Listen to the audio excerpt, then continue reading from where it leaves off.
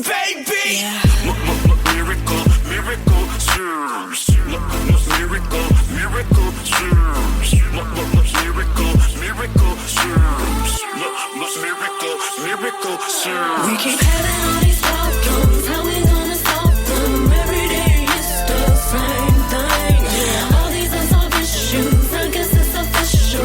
Here we go again, the same old thing. And I'm tired of the arguing and lying. So goodbye, all the hurt and crying. Things will change in you, so how can I expect something new? It's the same old thing. Good morning, everybody. It's your girl Miracle Sims, and you're listening to God, Sex, and Love, your daily dose of inspiration, the juice. It is July the 11th, 2025, and today the topic is Follow God Anyway. Happy Friday. It's Happy Friday, everybody. I hope you guys had a wonderful Thursday. Mine was just fine. Yes, mine was good overall. Oh man, there's so much going on, man. So much is happening behind the scenes and things of that nature, but maybe we'll get into that at the after show. Let's go ahead and get into this juice. As you guys can see, it is called Follow God Anyway. And yeah, what gave me this today? So, long story short, didn't necessarily wake up from a dream this morning. Woke up super early this morning, like 3:20, something crazy like that. And I was in the Telegram chat, so shout out to those that are in Telegram. Matter of fact, hey, Miss Angela was there today, you know, so she was up with me this morning in Telegram. Awesome, glad you got a notification. Here I am, and you right on time. But yeah, I was up all since then, chatting with Allie and other people in the Telegram group, things of that nature. And yeah, and my husband left off from work, my son got up. It's all this thing, all these stuff is happening in these hours. And right when it was time to really be starting to think about the juice, I felt tired. I felt like going back to sleep, and I was like, Lord, you know, I don't want to miss the juice, you know, stuff like that. But I'm like, you know, I'm just gonna go to sleep, get me some rest, whatever the case may be. I guess in the midst of that, I guess I had something like a dream, maybe like a little vision. And every time I had like a thought or whatever, I would try to write it down and to remember whatever it was. And ultimately, all those little visions, ideas, and things led me to this conversation about following God. I know I did start off with the first time that I woke up this morning. So again, if I woke up at like 3:20, I think it was like Ephesians 3:20 as well as Revelations 3:20 as well. Those two, you know, I was going deeper about those two verses. I don't have them in front of me. I didn't write them down, but you guys can look them up if you feel led to do so. But you know, so I was reflecting on those and just trying to figure out, you know, well, is that the topic for today? What's the topic? X, Y, and Z. And again, went to sleep, had those random thoughts, wrote notes down, reflected back on the verses, and ultimately, like I said, it led me to this conversation about follow God anyway. Now I know we all have probably been in, you know, positions or situations where it's been hard to follow God, right? You know, it's been hard to kind of like, you know, if you don't know, right, what's going on, it can get difficult, right? Again, I tell you guys about all these different type of situations that have been happening, especially this year. Look, in no expectations, 2025, the Lord has been doing so many amazing things, but at the same time, you know, I've been trying my best just to walk through this year without any expectations, without any, you know, idea or anything saying like, oh, okay, it has to be this, it has to be that. Now, God has been surprising me with some amazing opportunities, right, and some different things this year. I believe because of my obedience to say, okay, Lord, well, your will be done, whatever you want to do, X, Y, and Z, right? And so, so then, yeah, so basically from there, just reflecting on that and then reflecting on, again, the things that God was showing me this morning and my little visions and dreams and things. Yeah, something about, again, follow God anyway just really stood out to me. And so with thinking and reflecting on that, I basically, I just went a little deeper about the phrase "follow me" because we know that that is mentioned in the Bible. Matter of fact, it's mentioned like 23 times in the Bible. Jesus said, "Follow me," or at least "follow me." That phrase is in the Bible. So obviously it's something he wants us to do, right? But I went a little deeper about like what does that look like, different things like that. And so yeah, this is where the juice comes from today. I really hate to do this, but y'all know that, you know what I'm saying? I'm a mom, you know what I'm saying? And, I'm live and different things of that nature. So I'm going to take this moment, since I've already paused before I get into the juice, to ask my son to exit the room because he's being rude and disrespectful. So my apologies for taking this moment to do that, but I'm asking him to be obedient and follow my directions this first time that I asked him. And if I need to pause this to stop recording, then I will do so. But he don't want me to pause this and stop recording. So I hope he follows the directions. I need y'all to pray for him right now. Pray for him right now, y'all, because apparently, he want to be disobedient. That you know what? This is a perfect example, right, of us in these days and times. And we're the same way, right? We don't want to be obedient when the Lord asks us to do something. You know what I'm saying? Like my son is being an example of the way we as humans be. And unfortunately, I might have to pause this thing because he think I'm playing with him. Do I need to give him another chat? Look, somebody praying for you in the comments. Son, leave this room right now.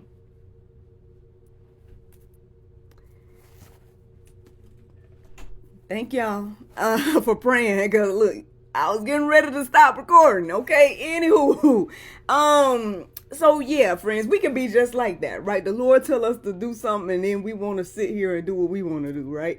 But let us not be that way, right? Let us learn from NJ's mistake today and look, be like the disciples and follow the Lord the first time, right? Look, follow directions, right? Be obedient. Let's go ahead and segue into this conversation. So I did look up the definition of follow today, but I didn't write down the definition. I wrote down a biblical definition of it. And so this is what I received when I looked that up. It says a deeper adherence to God's will and teachings. So again, it's not just about hearing. It's not just about trying to mimic or anything like that. It's having a deeper adherence, again, for God's will and his teachings. That is what following God looks like, or what it means biblically, at least. So here are some verses that I felt led to write down this morning. The first one was Matthew 16:24. It says, "Then Jesus told his disciples, if anyone would come after me, let him deny himself and take up his cross and follow me." So again, if we're claiming to be believers, right? If we're saying, okay, yes, the Bible is my guide, X, Y, and Z, then, the least we should do is study it, right? The least we should do is do our best to live the way Christ lived, things of that nature. Obviously, he is the example, right? He is the standard of where we should be or how we should be living. And no, we're not going to be perfect at it. That's why he had to do it, right? But at the same time, there's something to, again, the obedience of following him, right?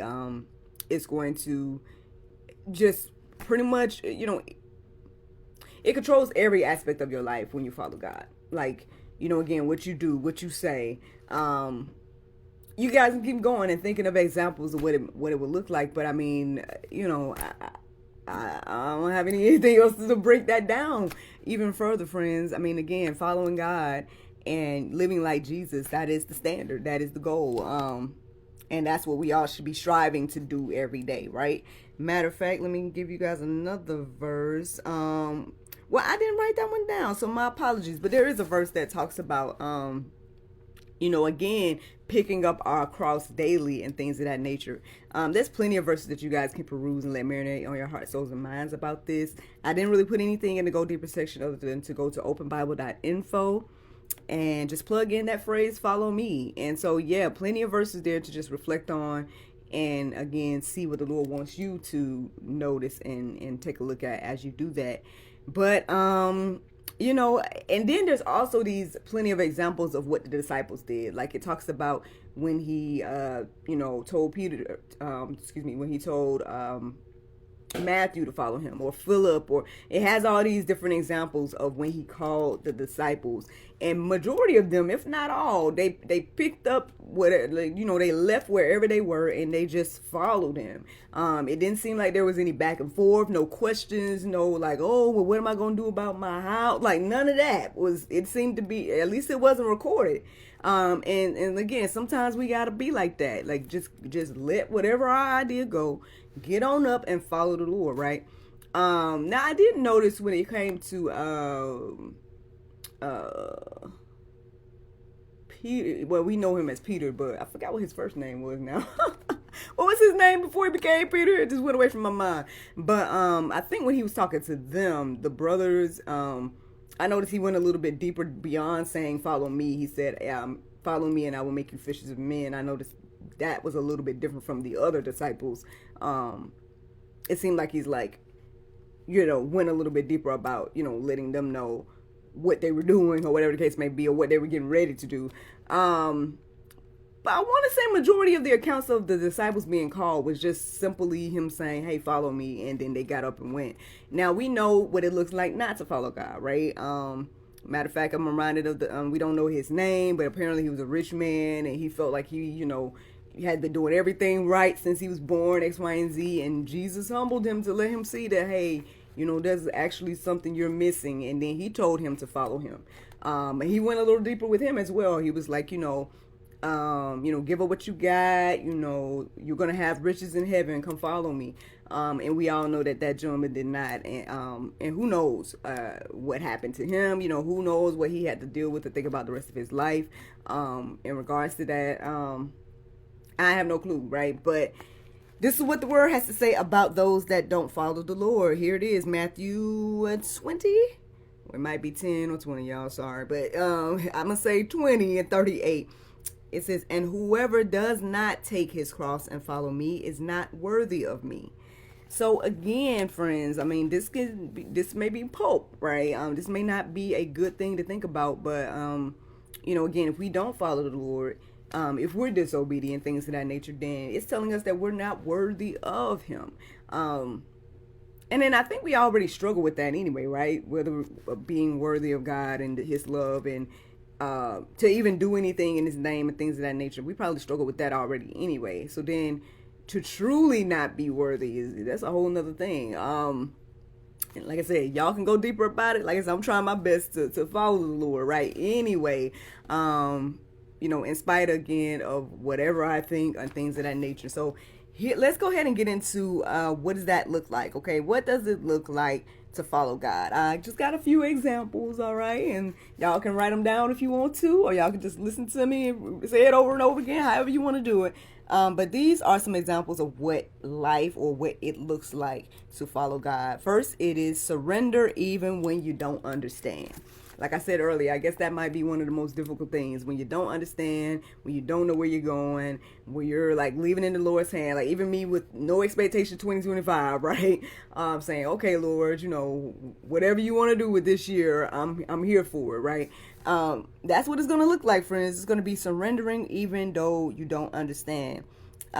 Second, to go deeper with that, is obedience without delay. Again, we see what it looked like for those disciples to go ahead and pick it up and follow him, right? They got up from wherever they were and they went on ahead and followed Christ. That is the type of obedience that he wants us to have. Look, without delay. Y'all saw that delay that NJ had earlier, right? That's what he don't want, right? He wants, look, expeditious, quick, you know, response, things of that nature.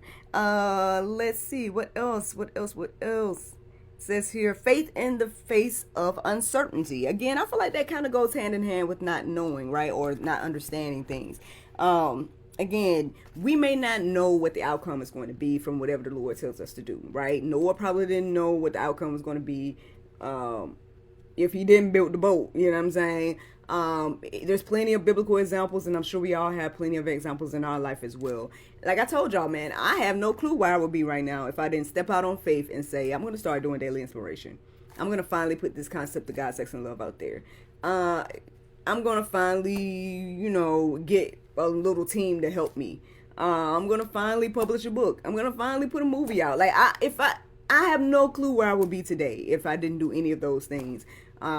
Maybe my life would look very different. Maybe I wouldn't be having the conversations I'm having today. Maybe, I have no clue. But I feel like a lot of things hinged on my obedience back in 2020 and even today, right? And so I hope that can be encouraging, inspiring you to know, like, okay, biblical examples, but also like a real life example as well. And I'm sure you got your own. You have your own examples of what this looks like in your life. But just trying to reiterating again what this is supposed to look like here. And then let me see. I think my last example, right? Oh no, I got two more. So loving like Jesus. All right, loving like Jesus. Ultimately, again, is what it looks like to follow God. He loved everybody, right? But here's the interesting thing, right? You notice that he didn't like heal every person, right? He didn't he did things very specifically. He went to the well just to talk to that lady. You know what I'm saying? Like there was lots of examples of things like that. Now it seems like there was some mass healings and whatnot as well. I'm not saying he didn't heal, who knows, you know what I'm saying? But according to the accounts, it seemed like he was very specific and things like that. And so I guess I say that or reiterate that to understand that loving you, right, doesn't mean, again, agreeing with everything you want to do, right? And things like that. Loving you is being willing to, hey, tell you the truth in love, being there to walk alongside you, being there to encourage you, being there to help, I'm reminded of the lady that was about to get stoned. Technically, he saved her life, and things of that nature, right? That's true love, right? The sacrifice for someone else, maybe of time or whatever the case may be, right? And so these are just things to think about. But loving like Jesus is one of those standards, right? When we're talking about following God. And then I think this is the last one, friends. It says,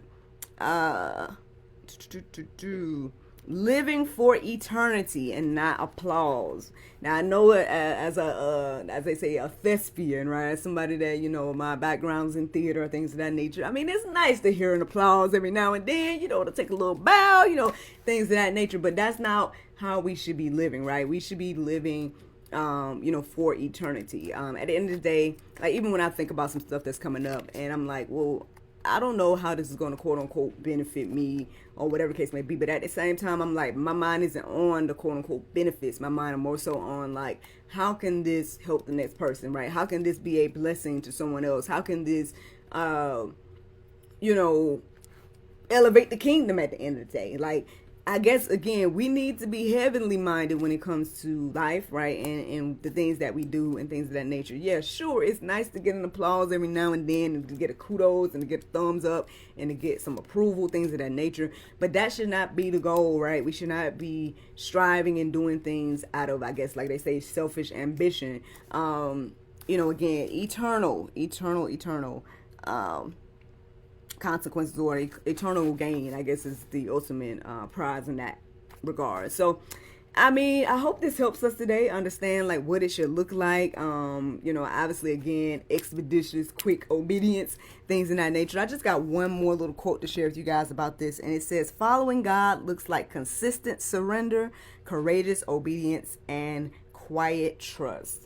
So that's ultimately the juice this morning, y'all. I hope you guys are encouraged and inspired by it. Let me give you the Bible verse of today, and that is Amos 5:24. It says, but let judgment run down as waters and righteousness as a mighty stream. Friends, I hope you guys enjoyed this juice this morning. Thank you so much for listening to God, Sex, and Love, your daily dose of inspiration, the juice. I pray you guys go forth and have a wonderful day, and I look forward to talking to you all tomorrow, if the Lord's will. Bye-bye.